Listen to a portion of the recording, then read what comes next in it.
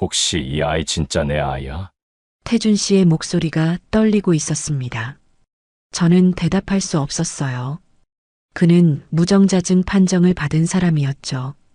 의학적으로 아이를 가질 수 없다고 했습니다. 그래서 저를 의심했고 결국 우리는 이혼했어요. 그런데 5년이 지난 지금 그가 제 아이 앞에 서 있습니다. 자신을 빼닮은 그 얼굴을 보면서요. 대체 무슨 일이 있었던 걸까요? 지금부터 말씀드릴게요. 본격적인 이야기 시작 전에 무료로 할 수 있는 구독과 좋아요, 그리고 어디서 함께하고 계신지 댓글로 남겨주세요. 안녕하세요. 저는 서진이라고 합니다. 32살이고요. 지금 이 이야기를 어디서부터 시작해야 할지 한참을 고민했습니다. 그래서 그냥 그날부터 말씀드리려고요. 제 인생에서 가장 외로웠고 동시에 가장 벅찼던 그 아침입니다. 이혼 서류에 도장을 찍은 지 정확히 6달째 되던 날이었습니다. 저는 산부인과 병실 침대 위에 누워 있었습니다. 새벽 4시에 시작된 진통은 9시간을 넘기고 있었고 저는 온몸이 땀으로 젖은 채 천장만 바라보고 있었습니다. 분만실 조명이 유난히 차갑게 느껴졌습니다. 간호사 선생님이 제 손을 잡아주셨지만 그 온기조차 어딘가 멀게만 느껴졌습니다. 보호자 대기실은 비어 있었습니다.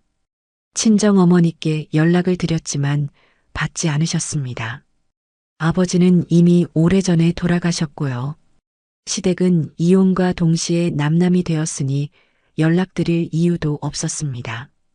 결국 저는 혼자였습니다. 분만실 문 앞에서 저를 기다려주는 사람은 아무도 없었습니다. 아이가 세상에 나온 건 오후 1시 23분이었습니다. 의료진이 분주하게 움직였고 저는 탈진한 상태로 희미하게 눈을 떴습니다. 그때 아이의 울음소리가 들려왔습니다. 작고 여린 울음이었습니다. 간호사 선생님이 아이를 제 가슴 위에 올려주셨습니다.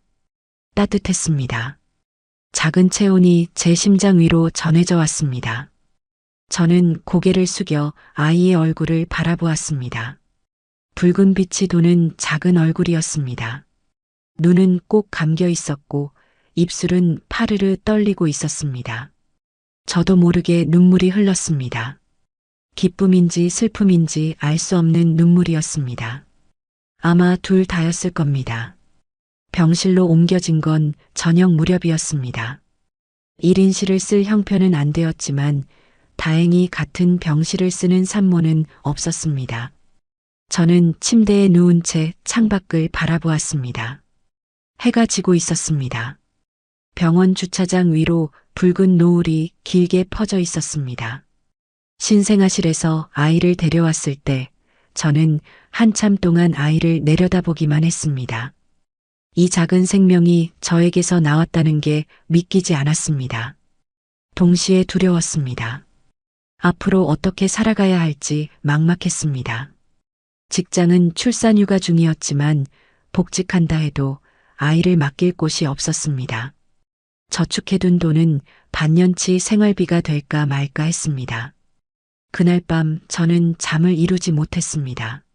아이는 2~3시간마다 깨어 울었고 저는 서툰 손으로 분유를 타고 기저귀를 갈았습니다. 새벽 3시쯤이었을 겁니다. 아이에게 젖병을 물리고 있는데 갑자기 전 남편 생각이 났습니다. 태준 씨였습니다. 저와 5년을 함께 살았던 사람이었습니다. 결혼 3년 차에 아이가 생기지 않아 검사를 받았고 그때 무정자증 진단이 나왔습니다. 태준 씨는 그 사실을 받아들이지 못했습니다. 저도 힘들었지만 태준 씨는 더 무너져 내렸습니다. 그리고 우리는 조금씩 멀어졌습니다. 결국 이혼을 하게 되었고요. 그런데 저는 임신을 했습니다. 이혼 직전에 알게 되었습니다. 태준 씨의 아이가 아니었습니다. 제가 무슨 말을 할 수 있었겠습니까? 저는 그냥 조용히 이혼 서류에 도장을 찍었습니다. 태준 씨는 아무것도 모른 채 떠났습니다. 저는 혼자 이 아이를 낳기로 결심했습니다. 다음 날 아침이 밝았습니다. 병실 창으로 햇살이 쏟아져 들어왔습니다. 저는 아이를 품에 안은 채 창가에 서 있었습니다. 아이는 새근새근 잠들어 있었습니다. 햇살이 아이의 작은 얼굴 위로 부드럽게 내려앉았습니다. 저는 아이의 볼을 손가락으로 살며시 어루만졌습니다. 간호사 선생님이 병실 문을 열고 들어오셨습니다. 서진 씨, 아침 식사 가져왔어요. 좀 드셔야 해요. 저는 고개를 끄덕이며 침대로 돌아왔습니다. 식판에는 미역국과 흰 쌀밥이 담겨 있었습니다. 미역국을 한 숟갈 떠먹는데 눈물이 났습니다. 출산 후 산모에게 미역국을 끓여주는 건 보통 친정어머니였습니다. 하지만 저에게는 그런 사람이 없었습니다.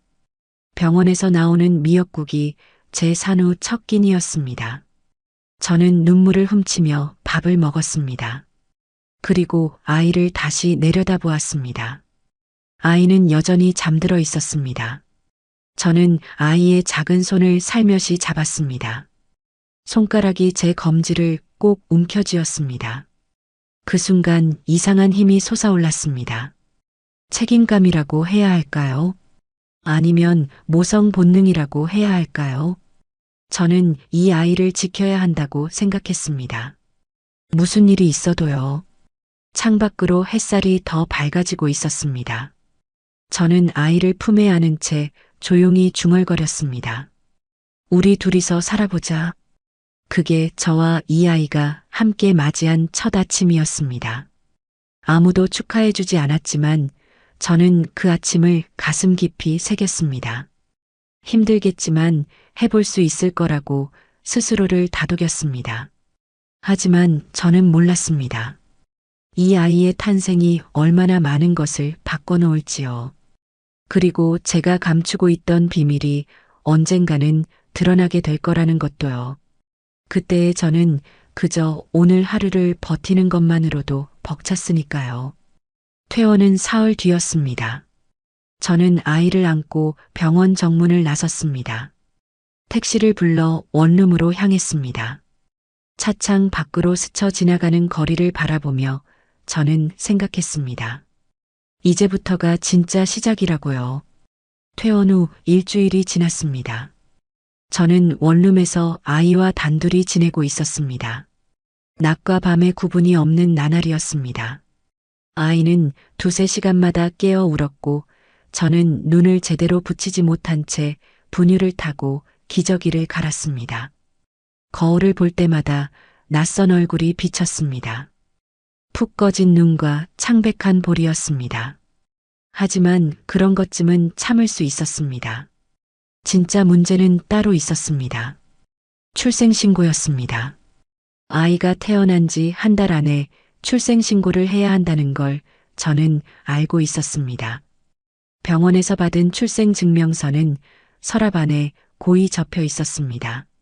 저는 그 종이를 꺼내볼 때마다 한숨이 나왔습니다. 혼인 중에 임신한 아이였습니다. 법적으로는 전 남편의 아이로 추정되었습니다. 출생신고서에는 아버지 이름을 적는 칸이 있었고 저는 그 칸 앞에서 펜을 들었다 놓기를 수십 번 반복했습니다. 태준 씨에게 연락해야 했습니다. 전 남편이었습니다. 5년을 함께 살았던 사람이었습니다. 이혼한 지 반년이 넘었지만 저는 아직 그 사람의 전화번호를 지우지 못하고 있었습니다. 미련이 있어서가 아니었습니다. 그냥 지울 타이밍을 놓쳤을 뿐이었습니다. 그런데 이제 그 번호로 전화를 걸어야 했습니다. 출생신고 때문에요. 저는 며칠을 망설였습니다. 전화기를 들었다가 내려놓기를 반복했습니다. 태준 씨가 어떤 반응을 보일지 뻔히 알고 있었기 때문입니다. 그는 무정자증 판정을 받은 사람이었습니다. 결혼 3년 차에 받은 검사 결과였습니다. 그 결과지를 받아들고 태준 씨가 얼마나 무너졌는지 저는 생생히 기억하고 있었습니다.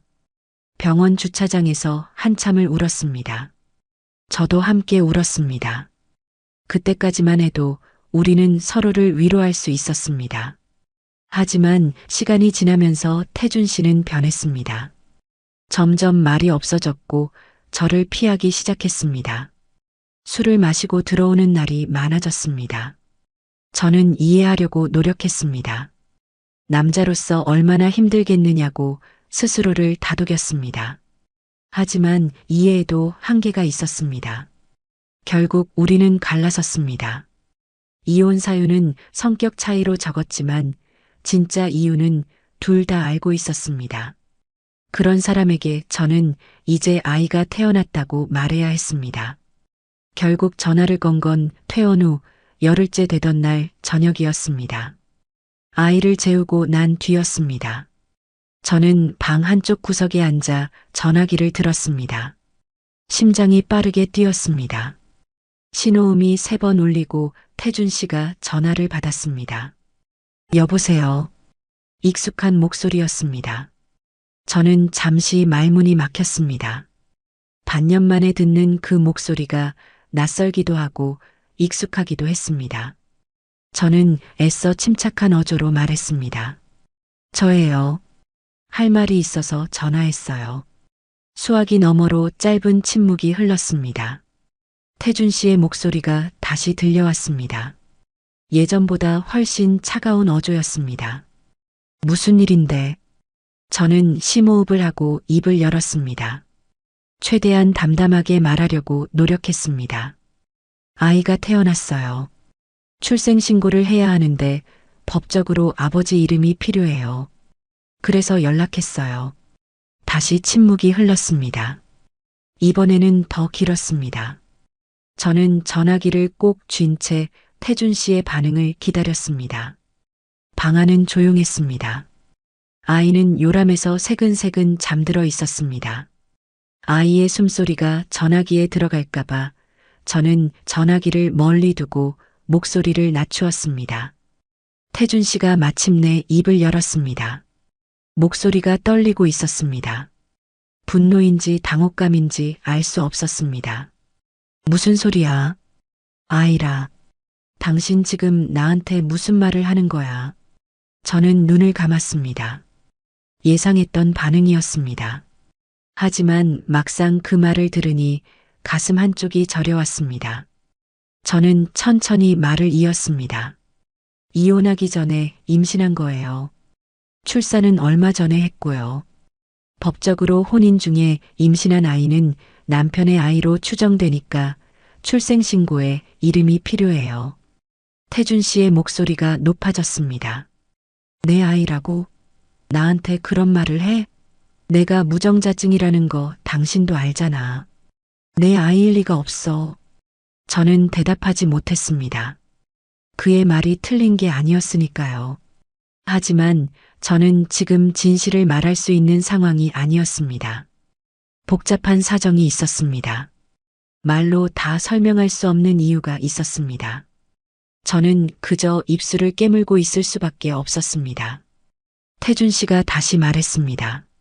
목소리에 경멸이 섞여 있었습니다. 당신 그동안 뭘 한 거야?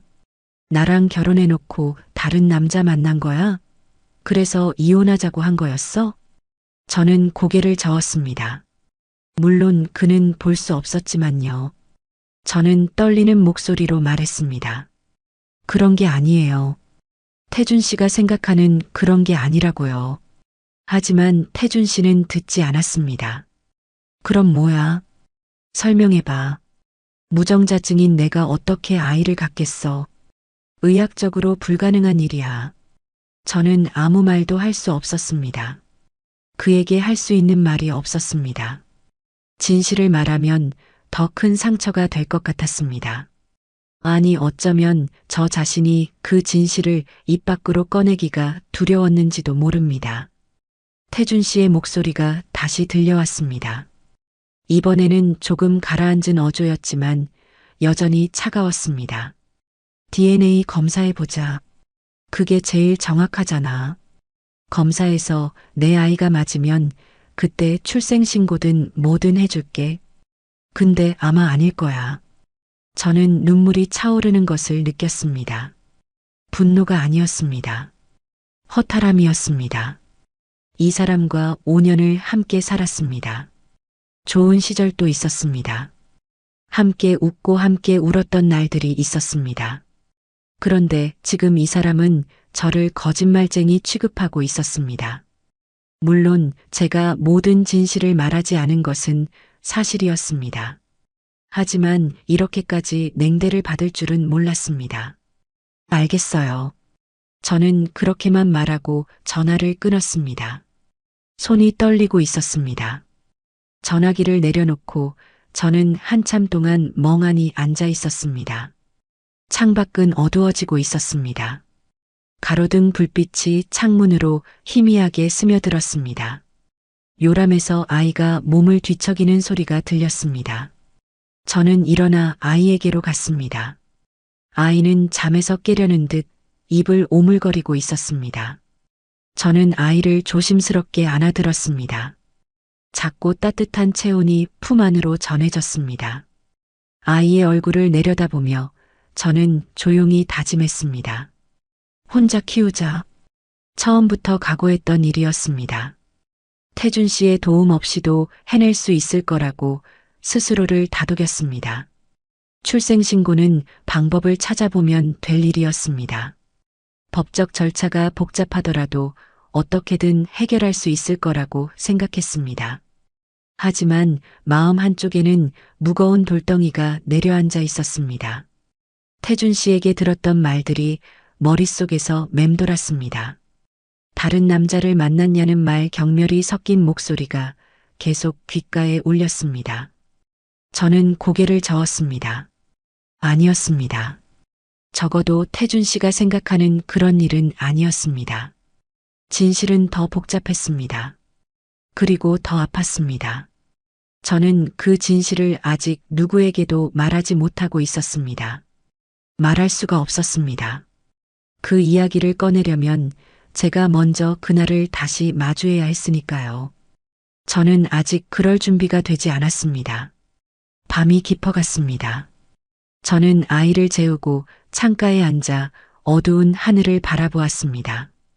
별은 보이지 않았습니다. 도시의 불빛에 가려져 있었습니다. 저는 무릎을 끌어안고 생각에 잠겼습니다. 앞으로 어떻게 해야 할까요? 출생신고 문제는 어떻게 해결해야 할까요? 태준 씨가 요구한 DNA 검사는 어떻게 해야 할까요? 답이 나오지 않았습니다. 머릿속이 복잡하게 얽혀 있었습니다. 저는 한숨을 내쉬며 눈을 감았습니다. 내일 생각하자고 스스로에게 말했습니다. 오늘은 너무 지쳤으니까요. 하지만 잠은 쉽게 오지 않았습니다. 태준 씨의 목소리가 머릿속에서 지워지지 않았습니다. 그리고 그보다 더 깊은 곳에서 또 다른 목소리가 들려왔습니다. 제가 애써 외면하고 있던 기억 속의 목소리였습니다. 저는 이불을 끌어당겨 얼굴을 덮었습니다. 제발 잊고 싶었습니다. 하지만 기억은 그렇게 쉽게 지워지지 않았습니다. 새벽녘이 되어서야 저는 겨우 눈을 붙일 수 있었습니다. 아이가 울어서 깨어났을 때 창밖에는 희뿌연 아침 해가 떠오르고 있었습니다. 또 하루가 시작되고 있었습니다. 저는 피곤한 몸을 일으켜 아이에게로 갔습니다.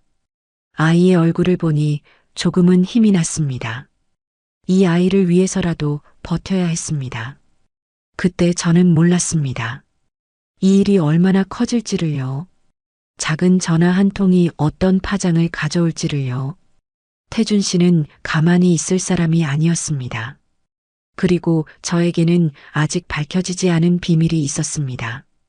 그 비밀은 언젠가 드러나게 될 것이었습니다. 다만 그때가 언제일지 저는 알지 못했습니다. 5년이 흘렀습니다. 저는 여전히 혼자였고 여전히 바빴습니다. 하지만 이제는 혼자가 아니었습니다. 제 곁에는 지우가 있었으니까요. 올해 5살이 된 아이였습니다. 눈이 크고 볼이 통통한 아이였습니다. 웃을 때면 눈이 반달처럼 휘어지는 게 저를 닮았다고 주변에서 말하곤 했습니다. 새벽 5시에 하루가 시작되었습니다. 알람이 울리면 저는 눈을 비비며 일어났습니다. 지우는 아직 잠들어 있었습니다. 저는 조용히 방을 나와 세수를 하고 출근 준비를 했습니다. 첫 번째 일은 집 근처 대형마트 물류센터 새벽 분류 작업이었습니다. 5시 반부터 9시까지 3시간 반 동안 택배 상자를 분류하는 일이었습니다. 체력적으로 힘들었지만 시급이 괜찮았고 아침에 끝나니까 다른 일과 병행할 수 있었습니다. 9시에 퇴근하면 바로 어린이집으로 지우를 데려다 주었습니다. 아이는 아직 잠이 덜 깬 얼굴로 저를 올려다보곤 했습니다. 저는 아이의 머리를 쓰다듬으며 웃어 보였습니다. 지우야, 엄마 저녁에 데리러 올게. 선생님 말씀 잘 듣고 있어. 지우는 고개를 끄덕이며 어린이집 안으로 들어갔습니다. 뒤돌아서 손을 흔드는 작은 모습이 눈에 밟혔습니다. 저는 손을 흔들어주고 발걸음을 돌렸습니다. 감상에 젖어 있을 시간이 없었습니다.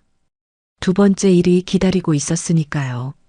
10시부터 오후 4시까지는 카페에서 일했습니다. 프랜차이즈 커피숍이었습니다. 주문을 받고 음료를 만들고 홀을 정리하는 일이었습니다.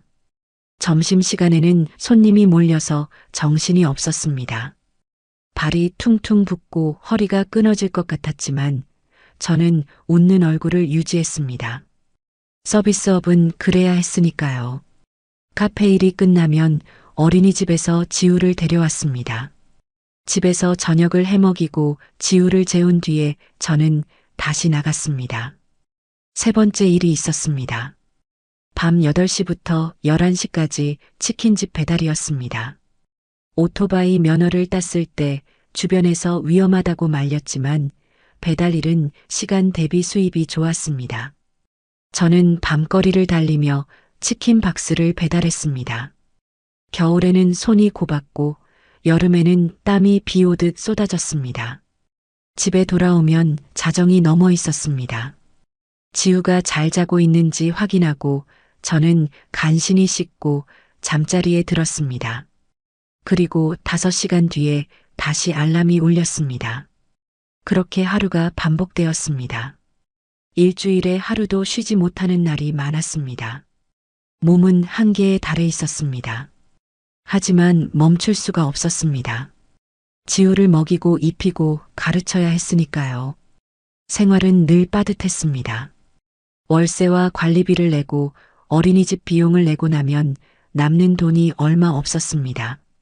저축은커녕 다음 달을 걱정해야 하는 형편이었습니다. 지우에게 새 옷을 사줄 때마다 저는 한참을 망설였습니다. 마트에서 과일을 살 때도 가격표를 먼저 확인했습니다. 그래도 지우에게 티를 내지 않으려고 노력했습니다. 아이가 눈치챌까봐 걱정되었으니까요. 하지만 지우는 5살 치고 유난히 속이 깊은 아이였습니다. 어쩌면 제 마음을 다 읽고 있는지도 모른다는 생각이 들 때가 있었습니다. 어느 저녁이었습니다. 카페 일을 마치고 어린이집에서 지우를 데려왔을 때였습니다. 집으로 걸어가는 길에 지우가 갑자기 제 손을 꼭 잡았습니다. 저는 아이를 내려다보았습니다. 왜 그래, 지우야? 지우가 저를 올려다보았습니다. 큰 눈이 촉촉하게 젖어 있었습니다. 하지만 울지는 않았습니다. 아이는 작은 목소리로 말했습니다. 엄마, 오늘 유치원에서요. 친구들이 주말에 아빠랑 놀이공원 간다고 했어요. 저는 걸음을 멈추었습니다. 가슴 한쪽이 철렁 내려앉았습니다. 저는 무릎을 굽혀 지우와 눈높이를 맞추었습니다. 아이의 얼굴을 들여다보며 조심스럽게 물었습니다. 지우도 가고 싶어? 지우가 고개를 저었습니다. 그리고 억지로 웃어 보였습니다. 아니요. 지우는 엄마랑 있는 게 좋아요. 그 웃음이 저를 무너뜨렸습니다. 아이는 참고 있었던 것입니다. 친구들이 아빠 이야기를 할 때 얼마나 외로웠을까요? 저는 지우를 꼭 안아주었습니다. 작은 몸이 제 품에 안겼습니다. 저는 눈물이 나올 것 같은 걸 애써 참았습니다.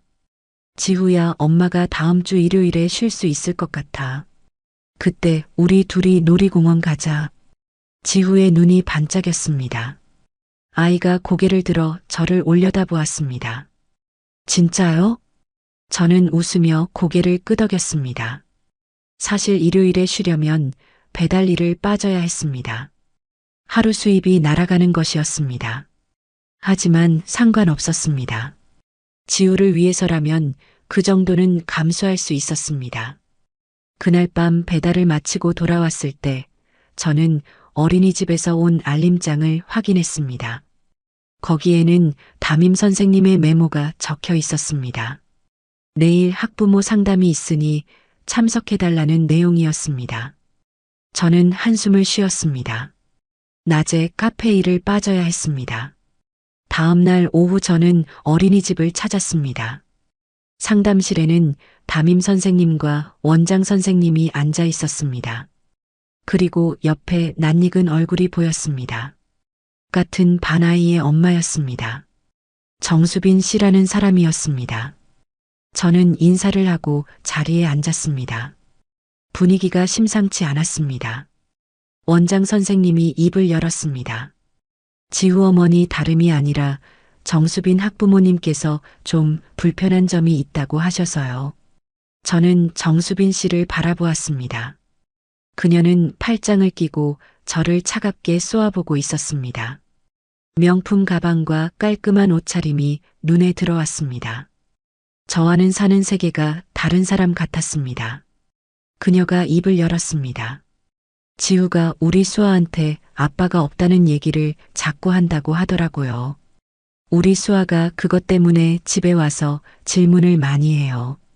아이들한테 좋지 않은 영향을 주는 것 같아서요. 저는 순간 귀를 의심했습니다. 지우가 아빠가 없다고 말한 게 문제라는 것이었습니다. 그게 다른 아이에게 좋지 않은 영향이라니요. 저는 억눌린 감정을 삼키며 차분하게 대답했습니다. 지우가 사실을 말한 것뿐이에요. 지우네 집에 아빠가 없는 건 사실이니까요. 정수빈 씨의 눈이 가늘어졌습니다. 그녀는 코웃음을 치며 말했습니다. 그러니까요. 그런 가정 환경이 다른 아이들한테 좋은 영향을 주겠어요? 우리 수아가 요즘 이상한 질문을 많이 해서 걱정이에요. 저는 주먹을 꽉 쥐었습니다. 화가 치밀어 올랐지만 참았습니다.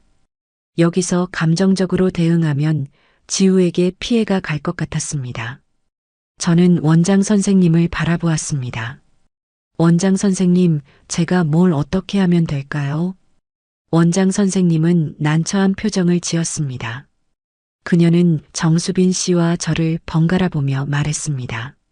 일단 지우 어머니께서 지우한테 친구들 앞에서 그런 이야기를 하지 않도록 지도해 주시면 좋겠어요.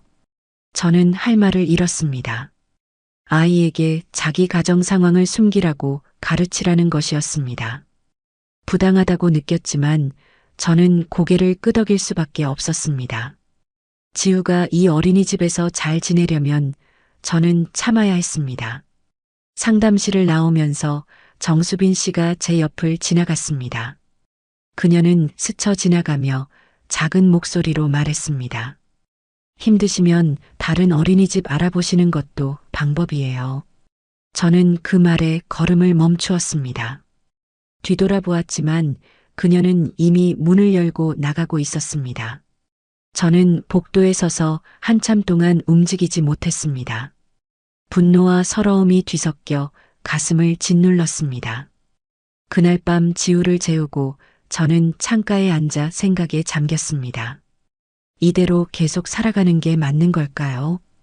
지우는 점점 자라면서 더 많은 질문을 하게 될 것입니다. 아빠가 왜 없는지, 친구들은 왜 아빠가 있는지. 저는 언제까지 이 질문들을 피할 수 있을까요? 그리고 또 다른 생각이 머릿속을 스쳐 지나갔습니다. 지우의 친아버지에 대한 생각이었습니다. 5년 동안 한 번도 꺼내지 않았던 이름이었습니다. 저는 그 생각을 애써 밀어냈습니다. 그쪽은 건드리면 안 되는 영역이었습니다. 아직은요. 하지만 마음 한쪽에서는 알고 있었습니다. 언젠가는 마주해야 할 일이라는 것을요. 지우가 커갈수록 그 시간은 다가오고 있었습니다. 저는 눈을 감고 한숨을 내쉬었습니다.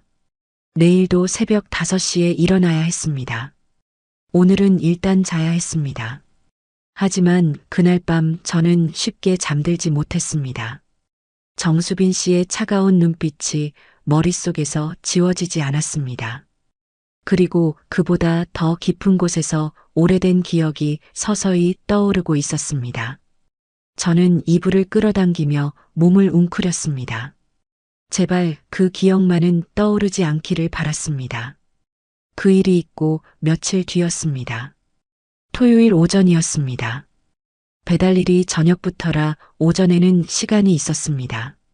저는 지우를 데리고 집 근처 재래시장에 갔습니다. 주말에는 할인하는 채소가 많았고 마트보다 싸게 살 수 있는 것들이 있었습니다. 시장은 사람들로 북적였습니다. 저는 지우의 손을 꼭 잡고 좁은 골목을 지나갔습니다. 채소 가게 앞에서 배춧값을 흥정하고 생선 가게에서 고등어 2마리를 샀습니다. 지우는 제 옆에서 두리번거리며 시장 구경을 했습니다. 아이의 눈에는 모든 게 신기해 보이는 모양이었습니다. 과일 가게 앞을 지나가던 때였습니다. 저는 걸음을 멈추었습니다. 가게 앞 골목에 한 노인이 서 있었습니다.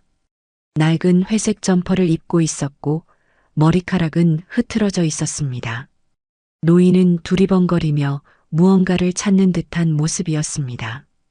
발걸음이 불안정했고 얼굴에는 당혹감이 가득했습니다. 저는 처음에는 그냥 지나치려 했습니다. 시장에는 가끔 길을 잃은 노인들이 있었으니까요. 하지만 노인이 고개를 돌렸을 때 저는 그 자리에 얼어붙었습니다. 그 얼굴을 알아보았기 때문입니다. 명자 씨였습니다. 전 시어머니였습니다. 5년 전 이혼할 때 저를 불륜녀라고 부르며 내쫓았던 사람이었습니다. 태준 씨 어머니였습니다. 저는 순간 심장이 멎는 것 같았습니다. 온갖 기억이 한꺼번에 밀려왔습니다. 그녀가 저에게 퍼부었던 욕설이 귓가에 울렸습니다. 당장 나가라, 다시는 얼굴 보이지 마라, 우리 아들 인생 망친 년아. 그 목소리가 아직도 생생했습니다. 저는 발걸음을 돌리려 했습니다. 마주치고 싶지 않았습니다. 그 사람과는 평생 다시 보지 않아도 좋았습니다. 저는 지우의 손을 잡고 뒤로 물러섰습니다. 그때 명자 씨가 저를 보았습니다. 우리 눈이 마주쳤습니다. 저는 몸이 굳었습니다.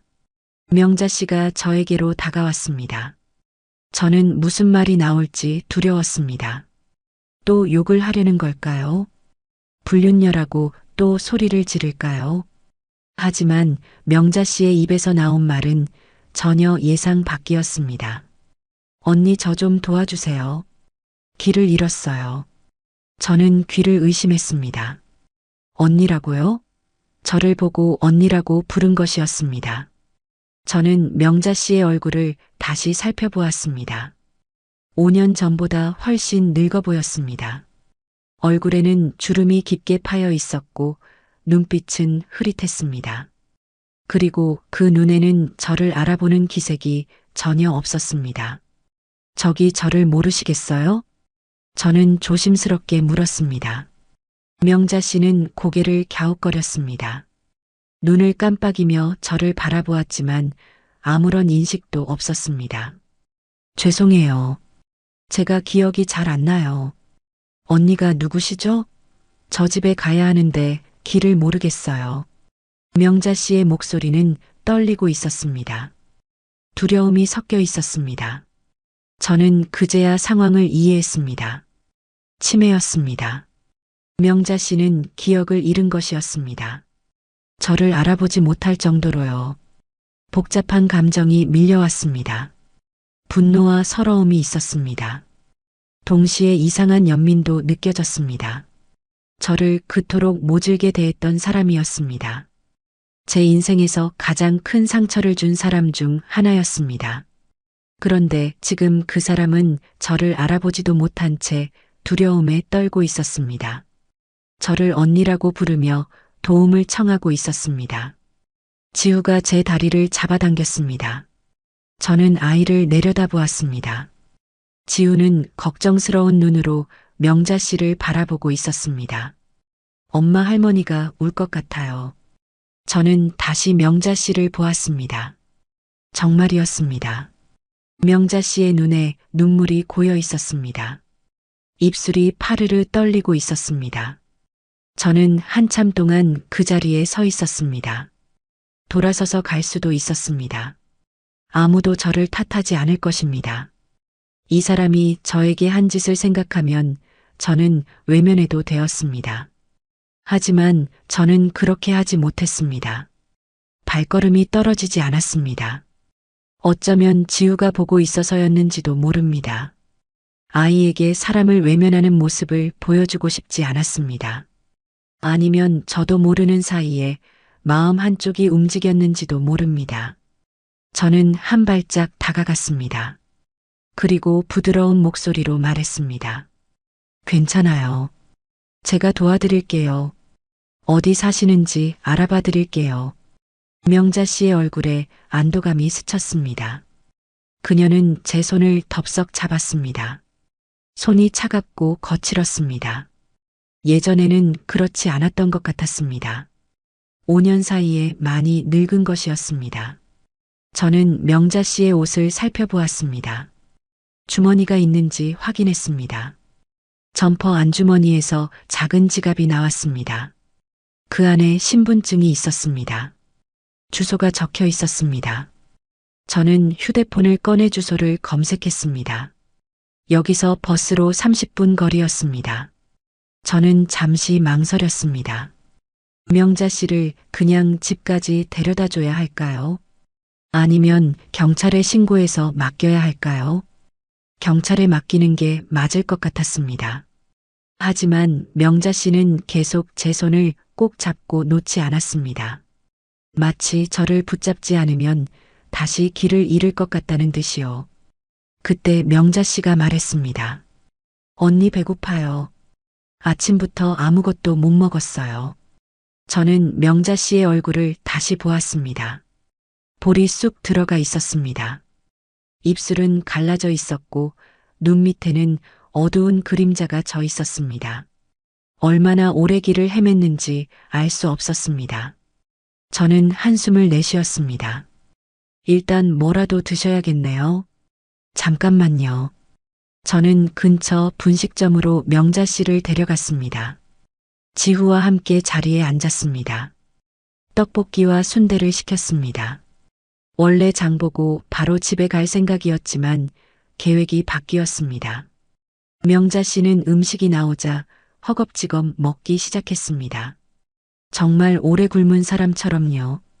저는 그 모습을 바라보며 여러 가지 생각이 들었습니다. 이 사람의 가족은 어디에 있는 걸까요? 태준 씨는 어머니를 이렇게 방치하고 있는 걸까요? 분명 누군가 돌봐야 할 상태였습니다. 혼자 밖에 나왔다가 길을 잃을 정도라면 심각한 상황이었습니다. 명자 씨가 음식을 다 먹고 나자 저는 결정을 내렸습니다. 일단 집까지 데려다 드려야겠다고요. 경찰에 맡기기에는 마음이 편치 않았습니다. 저는 명자 씨에게 말했습니다. 제가 댁까지 모셔다 드릴게요. 가족분이 걱정하실 거예요. 명자 씨는 고개를 끄덕였습니다. 순한 눈으로 저를 바라보았습니다. 예전에 저를 노려보던 그 눈이 맞는지 의심스러울 정도였습니다. 사람이 이렇게 변할 수도 있구나 싶었습니다. 저는 지우를 안고 명자 씨와 함께 버스를 탔습니다. 버스 안에서 명자 씨는 창밖을 물끄러미 바라보았습니다. 무슨 생각을 하는지 알 수 없었습니다. 아니 어쩌면 아무 생각도 없었는지 모릅니다. 기억이 없으니까요. 저는 명자 씨의 옆모습을 바라보았습니다. 5년 전 그날이 떠올랐습니다. 이혼 서류에 도장을 찍고 짐을 싸서 나오던 날이었습니다. 명자 씨가 현관문 앞에 서서 저를 내려다보고 있었습니다. 눈빛이 싸늘했습니다. 입에서는 차마 듣기 힘든 말들이 쏟아졌습니다. 내가 우리 아들한테 뭘 했는지 알아. 불륜녀 주제에 위자료를 바라지 마. 다시는 얼굴 보이지 마라. 저는 그 말에 아무 대꾸도 하지 못했습니다. 진실을 말할 수 없었으니까요. 저는 고개를 숙인 채 그 집을 나왔습니다. 그게 명자 씨를 본 마지막이었습니다. 그때까지는요. 그런데 지금 그 사람은 제 옆에 앉아 있었습니다. 저를 알아보지도 못한 채요. 언니라고 부르며 제 손을 잡고 있었습니다. 이상한 기분이었습니다. 분노해야 할 것 같은데 화가 나지 않았습니다. 슬퍼해야 할 것 같은데 눈물이 나지 않았습니다. 그저 허탈했습니다. 그리고 조금은 연민이 느껴졌습니다. 버스가 목적지에 도착했습니다. 저는 명자 씨를 부축해 내렸습니다. 주소를 따라 걸어갔습니다. 낡은 빌라가 나타났습니다.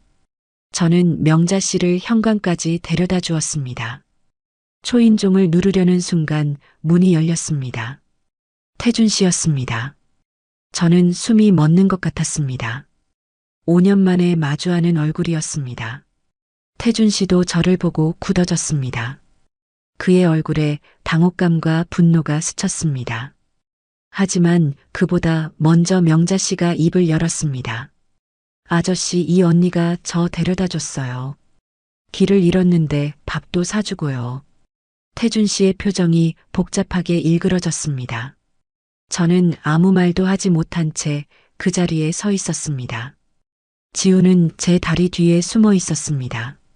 저는 태준 씨의 눈에서 시선을 피했습니다. 그리고 속으로 생각했습니다.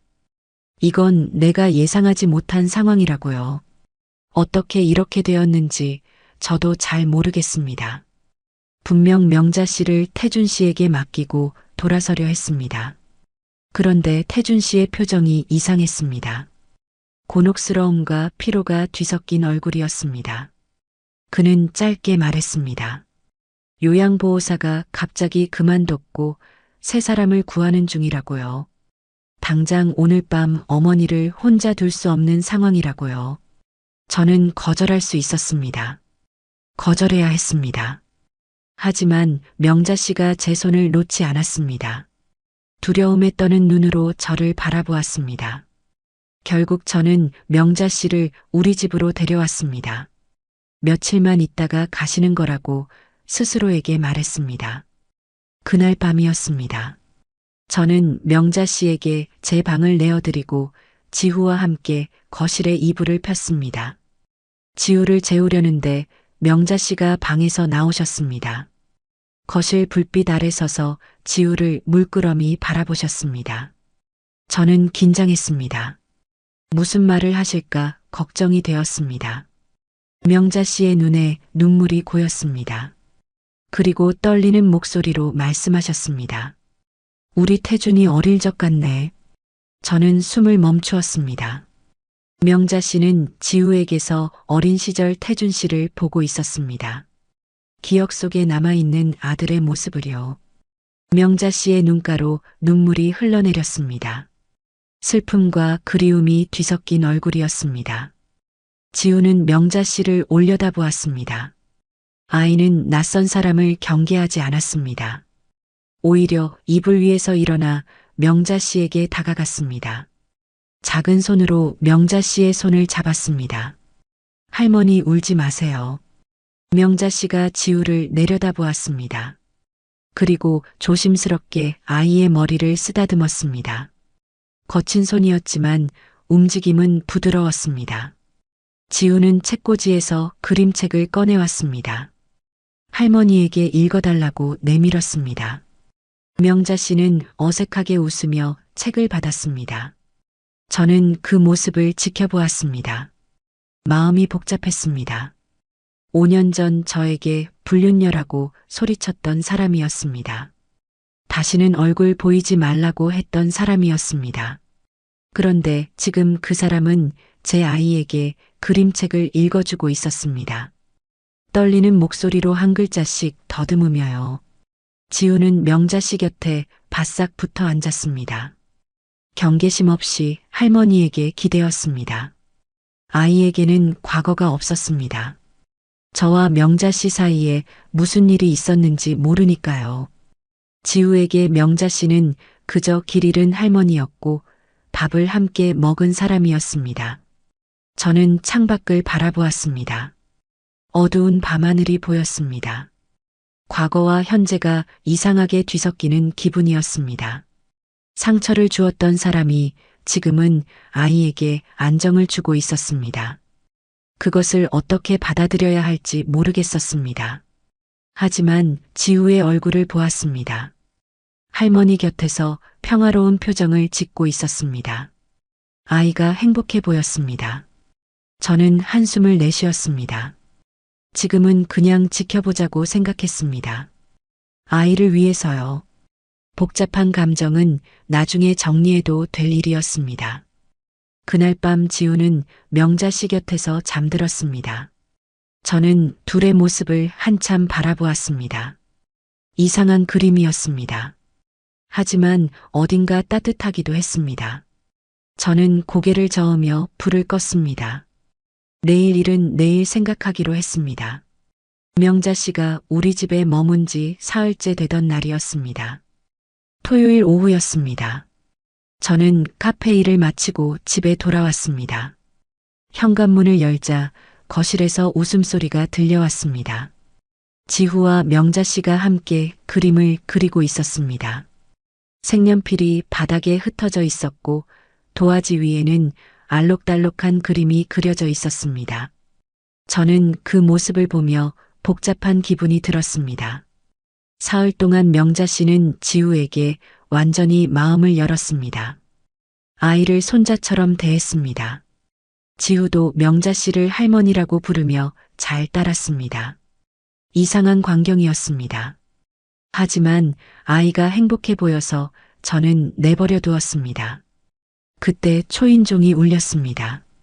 저는 현관으로 갔습니다. 문을 열자 태준 씨가 서 있었습니다. 얼굴에 피로가 가득했습니다. 눈 밑에는 어두운 그림자가 져 있었고 수염도 제대로 깎지 않은 모습이었습니다. 며칠 동안 잠을 못 잔 것 같았습니다. 어머니 여기 계시죠? 태준 씨가 물었습니다. 목소리에 초조함이 묻어 있었습니다. 저는 고개를 끄덕이며 옆으로 비켜섰습니다. 태준 씨가 안으로 들어왔습니다. 거실로 향하는 그의 발걸음이 급했습니다. 하지만 거실에 들어서는 순간 태준 씨의 발걸음이 멈추었습니다. 명자 씨와 지우가 나란히 앉아 있었습니다. 둘 다 고개를 들어 현관 쪽을 바라보았습니다. 명자 씨는 태준 씨를 보고도 아무런 반응이 없었습니다. 아들을 알아보지 못하는 것이었습니다. 하지만 태준 씨의 시선은 명자 씨에게 머물지 않았습니다. 그의 눈은 지우에게 고정되어 있었습니다. 지우가 자리에서 일어났습니다. 아이는 낯선 사람에게 인사하는 법을 알고 있었습니다. 작은 목소리로 또박또박 말했습니다. 안녕하세요. 저는 지우예요.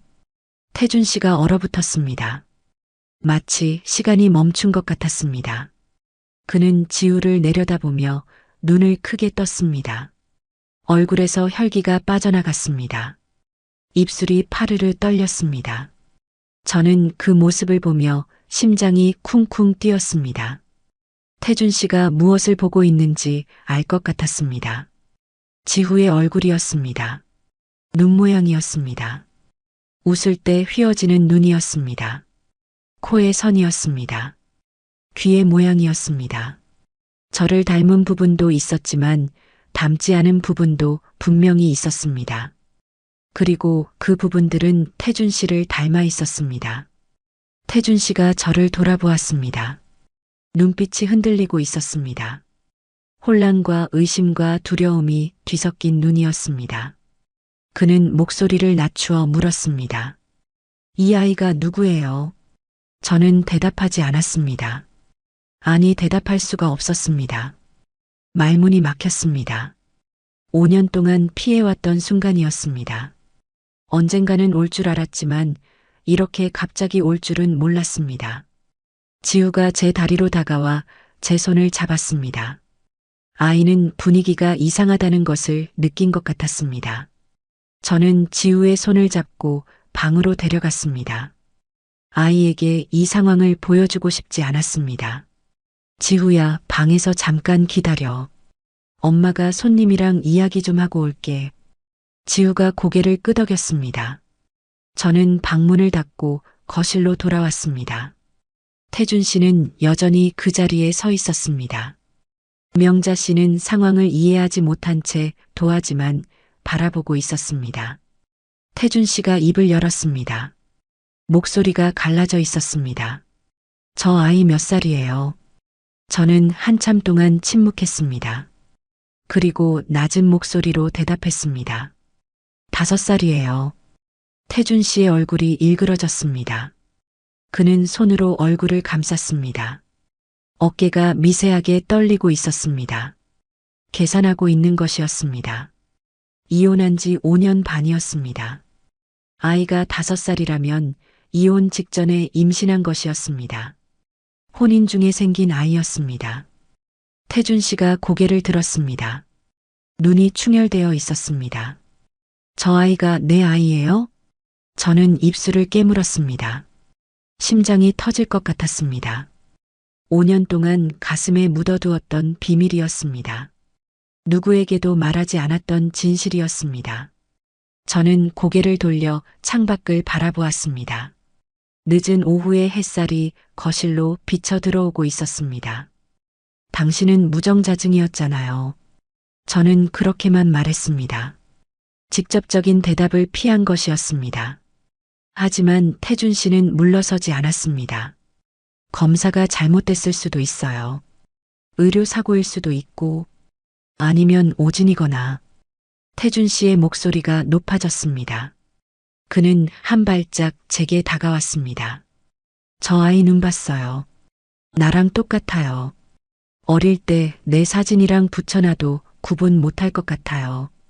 저게 우연의 일치라고요? 저는 눈을 감았습니다. 부정할 수 없었습니다. 지우는 태준 씨를 닮았습니다. 처음 아이를 낳았을 때부터 알고 있었습니다. 시간이 지날수록 닮은 점이 더 뚜렷해졌습니다. 하지만 저는 그 사실을 외면해 왔습니다. 무정자증 진단을 받은 사람의 아이일 리가 없다고 스스로에게 말해왔습니다. 태준 씨가 주저앉았습니다. 거실 바닥에 무릎을 꿇었습니다. 두 손으로 머리를 감싸쥐었습니다. 어깨가 들썩였습니다. 울고 있는 것이었습니다. 저는 그 모습을 내려다보며 아무 말도 하지 못했습니다. 명자 씨가 태준 씨에게 다가갔습니다.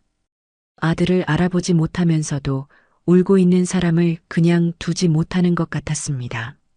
그녀는 조심스럽게 태준 씨의 등을 쓰다듬었습니다. 아저씨 왜 울어요? 울지 마요. 태준 씨가 고개를 들었습니다. 어머니의 얼굴을 올려다보았습니다. 자신을 알아보지 못하는 어머니였습니다. 아저씨라고 부르는 어머니였습니다. 태준 씨의 눈에서 눈물이 흘러내렸습니다. 이중의 고통이었습니다. 어머니를 잃어버린 슬픔과 아이를 몰랐던 죄책감이 한꺼번에 밀려온 것이었습니다.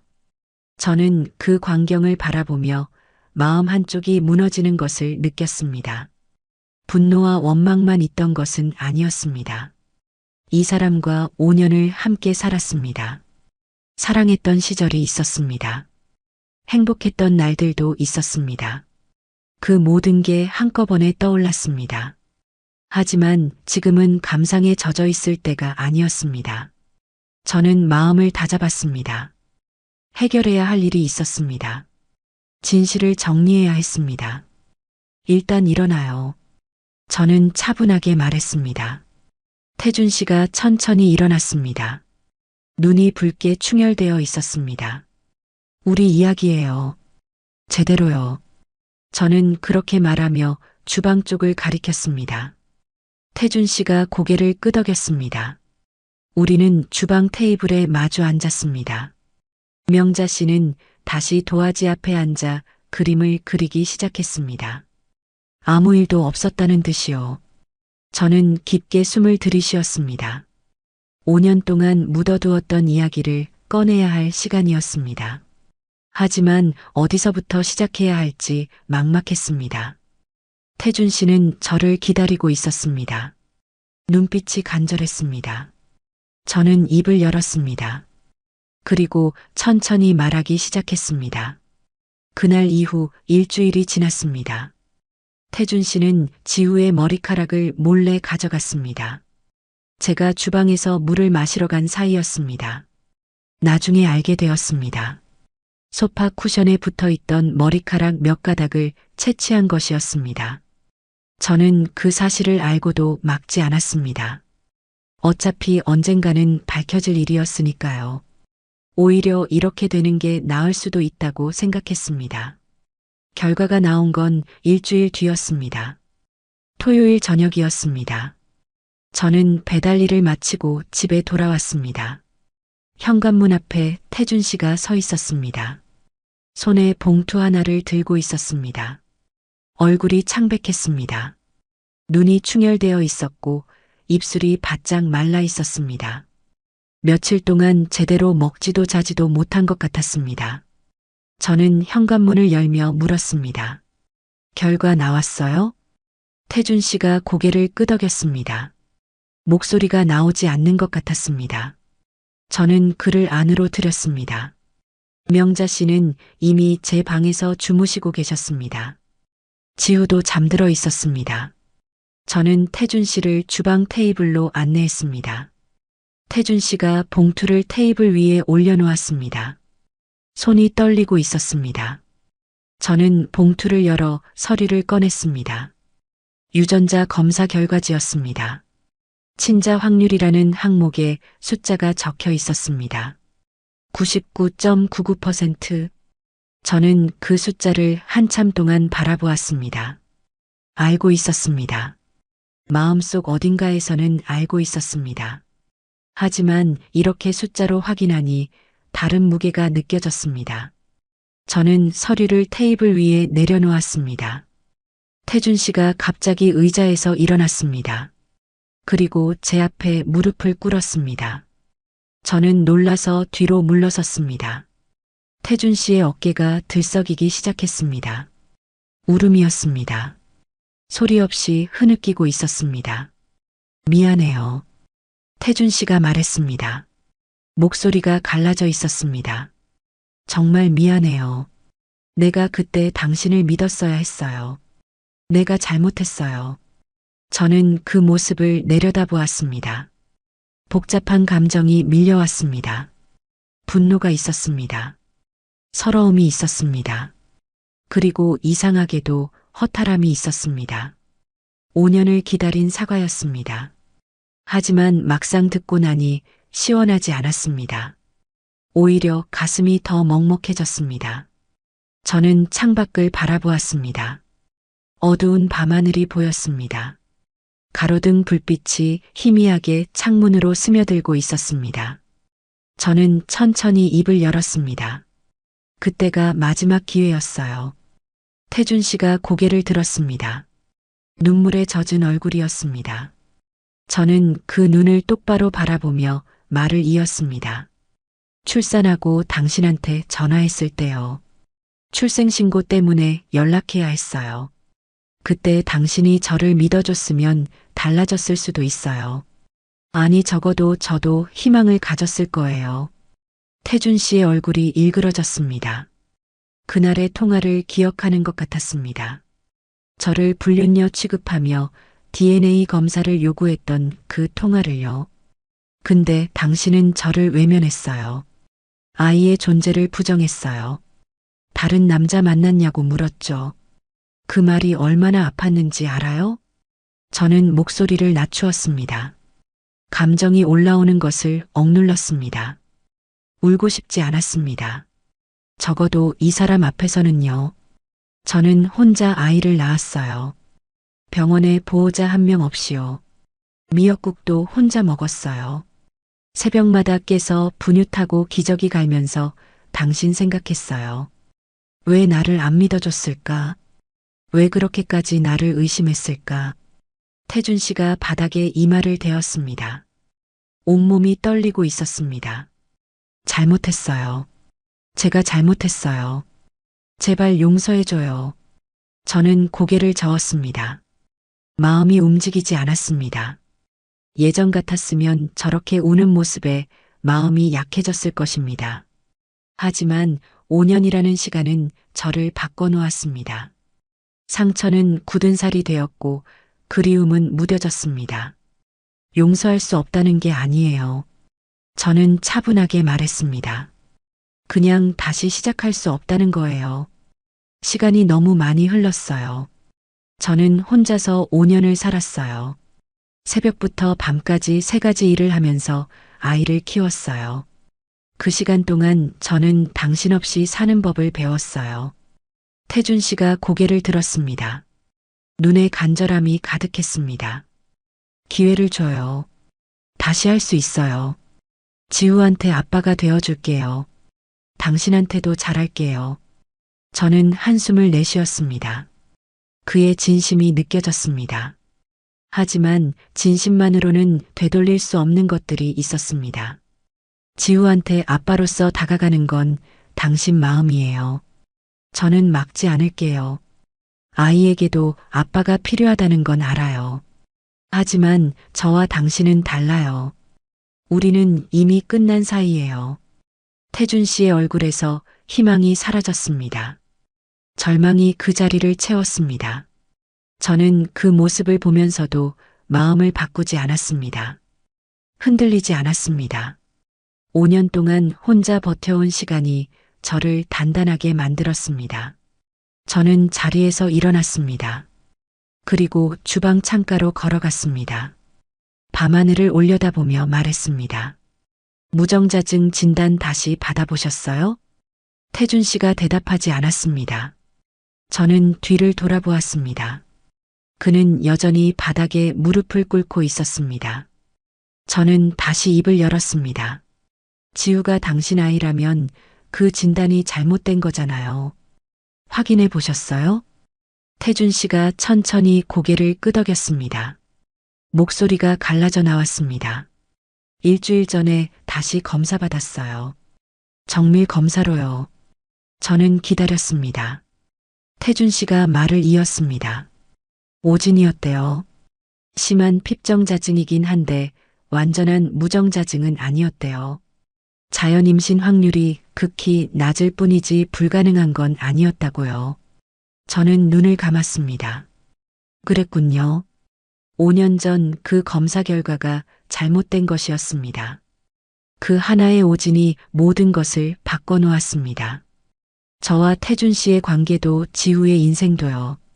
그 병원 상대로 의료소송 준비하고 있어요. 태준 씨가 말했습니다. 저는 고개를 끄덕였습니다. 그건 그가 알아서 할 일이었습니다. 저와는 상관없는 일이었습니다. 잘하세요. 저는 담담하게 말했습니다. 태준 씨가 천천히 일어났습니다. 눈이 붓고 얼굴이 엉망이었습니다. 그는 저를 바라보며 말했습니다. 정말 안 되는 거예요? 우리 다시 시작할 수 없어요? 저는 고개를 저었습니다. 단호하게요. 안 돼요. 미안하지만 안 돼요. 저는 이미 새로운 삶을 살고 있어요. 힘들지만 저와 지우 둘이서 잘 살고 있어요. 거기에 당신이 끼어들 자리는 없어요. 태준 씨의 어깨가 축 처졌습니다. 패배한 사람의 모습이었습니다. 저는 그 모습에 동정심이 들지 않았습니다. 냉정하다고 생각할 수도 있었습니다. 하지만 저는 5년 동안 충분히 고통받았습니다. 이제는 저를 지킬 차례였습니다. 태준 씨가 현관으로 향했습니다. 문고리를 잡고 멈추었습니다.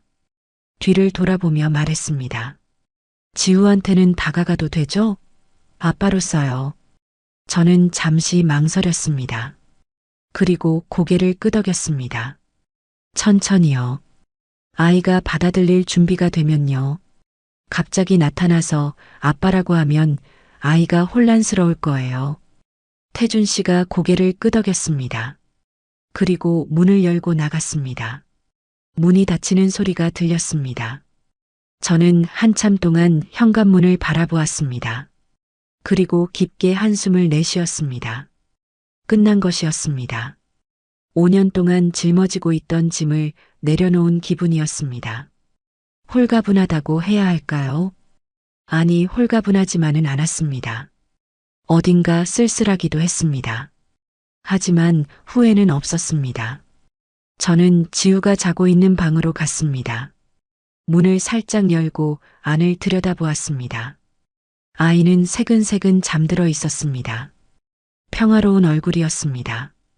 저는 그 모습을 한참 바라보았습니다. 지우야, 이제 아빠가 생길지도 모르겠다. 저는 작은 목소리로 중얼거렸습니다. 물론 아이는 듣지 못했습니다. 저는 조용히 문을 닫았습니다. 앞으로 어떻게 될지 몰랐습니다.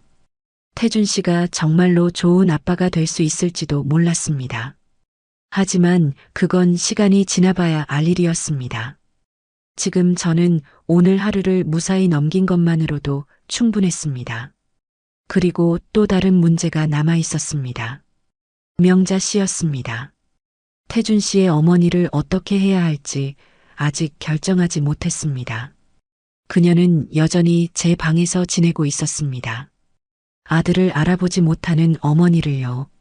저는 창밖을 바라보았습니다. 밤하늘에 별이 몇 개 떠 있었습니다. 내일도 새벽 5시에 일어나야 했습니다. 오늘은 일단 자야 했습니다. 복잡한 문제들은 내일 생각하기로 했습니다. 그렇게 새로운 일상이 시작되었습니다. 태준 씨는 매주 토요일마다 지우를 만나러 왔습니다. 처음에는 어색했습니다. 지우는 갑자기 나타난 아저씨가 아빠라는 말을 쉽게 받아들이지 못했습니다. 저는 아이에게 천천히 설명했습니다. 엄마랑 아빠는 따로 살지만 지우를 사랑하는 마음은 같다고요. 아이는 고개를 갸웃거리더니 알겠다고 했습니다. 5살 아이가 얼마나 이해했는지는 모르겠습니다. 하지만 아이들은 생각보다 빨리 적응했습니다. 한 달쯤 지나자 지우는 토요일을 기다리게 되었습니다. 아빠가 오는 날이라며 아침부터 현관문을 두리번거렸습니다. 태준 씨는 지우를 데리고 공원에 가고 놀이터에 가고 때로는 동물원에도 갔습니다. 아이가 돌아올 때면 얼굴이 상기되어 있었습니다. 신나는 하루를 보낸 것이었습니다. 양육비도 들어오기 시작했습니다. 태준 씨는 매달 정해진 금액을 빠짐없이 보냈습니다. 적지 않은 돈이었습니다. 덕분에 저는 밤 배달 일을 그만둘 수 있었습니다. 새벽 물류센터 일과 카페 일만으로도 생활이 가능해졌습니다.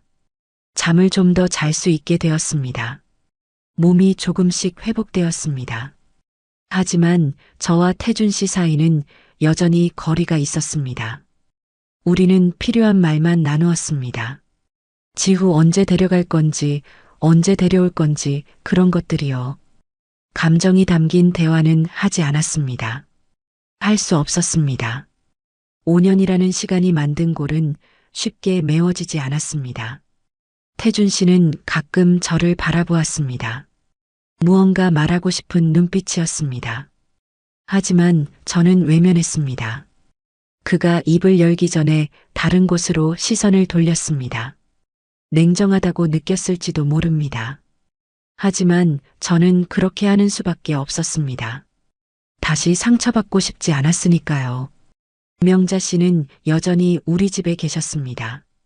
태준 씨가 요양원을 알아보겠다고 했지만 저는 조금 더 두고 보자고 했습니다. 이상한 일이었습니다. 저를 그토록 모질게 대했던 사람을 제가 돌보고 있었습니다. 하지만 지금의 명자 씨는 그때의 그 사람이 아니었습니다. 기억을 잃은 채 순한 눈으로 저를 바라보는 할머니였습니다. 명자 씨는 지우를 유난히 좋아했습니다. 아이를 볼 때마다 눈가에 눈물이 맺혔습니다. 가끔 지우를 정우라고 불렀습니다. 태준 씨의 어릴 적 이름이었습니다. 기억 속 아들과 눈앞의 손자가 겹쳐 보이는 것 같았습니다. 지우는 그런 할머니 곁에서 그림책을 읽어드리고 노래를 불러드렸습니다. 아이의 웃음소리가 집안에 울려 퍼졌습니다. 이상한 가족이었습니다. 법적으로는 남남이었습니다. 하지만 한 지붕 아래 함께 살고 있었습니다. 전 남편은 주말마다 찾아왔고 치매에 걸린 전 시어머니는 제 방에서 지내고 있었습니다. 설명하기 어려운 관계였습니다.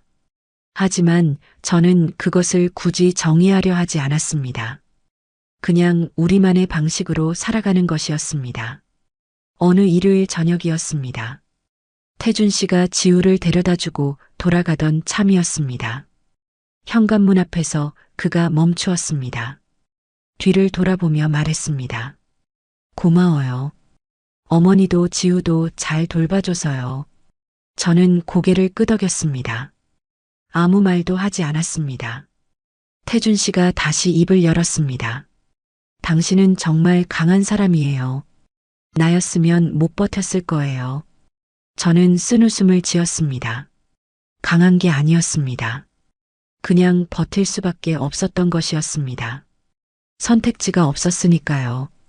저는 창밖을 바라보며 말했습니다. 강한 게 아니에요. 그냥 포기하지 않은 것뿐이에요. 포기하지 않으면 길은 보이더라고요. 태준 씨가 저를 바라보았습니다. 눈빛이 복잡했습니다. 그는 더 이상 말하지 않고 돌아섰습니다. 문이 닫혔습니다. 저는 닫힌 문을 한참 바라보았습니다. 거실에서 웃음소리가 들려왔습니다. 지후와 명자 씨가 함께 놀고 있었습니다. 저는 그 소리를 들으며 미소를 지었습니다. 완벽한 가족은 아니었습니다. 어쩌면 가족이라고 부르기도 어려운 관계였습니다. 하지만 괜찮았습니다. 우리는 우리만의 방식으로 행복을 찾아가고 있었습니다. 저는 창가에 서서 저녁 노을을 바라보았습니다. 하늘이 붉게 물들어 있었습니다. 5년 전 그 병원 병실에서 바라보던 노을이 떠올랐습니다. 그때는 막막하기만 했습니다. 하지만 지금은 달랐습니다. 여전히 힘들었지만 혼자가 아니었습니다. 그리고 저는 알게 되었습니다. 인생에는 정해진 답이 없다는 것을요. 완벽하지 않아도 괜찮다는 것을요. 중요한 건 멈추지 않는 것이었습니다. 넘어져도 다시 일어나는 것이었습니다. 그렇게 한 걸음씩 나아가다 보면 언젠가는 빛이 보인다는 것을요. 저는 지우에게로 걸어갔습니다. 아이를 안아들었습니다. 지우가 제 목을 감싸 안으며 말했습니다. 엄마 사랑해요. 저는 아이의 볼에 입을 맞추었습니다. 그리고 대답했습니다. 엄마도 사랑해. 그것으로 충분했습니다. 오늘 이야기 어떻게 들으셨나요? 구독과 좋아요, 댓글로 여러분의 생각도 나눠주세요. 영상 제작에 큰 힘이 됩니다.